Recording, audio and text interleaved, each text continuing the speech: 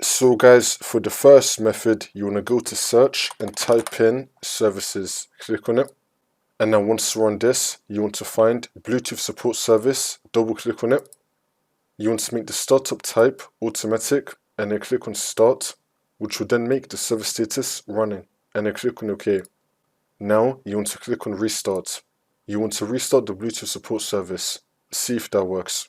For the next method, in the bottom right of your taskbar, you want to click on the speaker icon. If you see airplane mode turned on, then you want to turn it off. I don't have it on my computer, but if you do have airplane mode, you want to turn it off. Make sure that it's not blue. See if that works. For the next method, you want to go to search and type in check for updates. Click on it. Once you're on this, you want to click on check for updates. Make sure that your computer is fully up to date.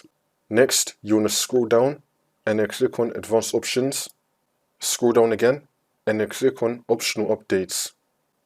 Expand driver updates. If you see the driver here that you're having a problem with, you want to tick the box and then click on install.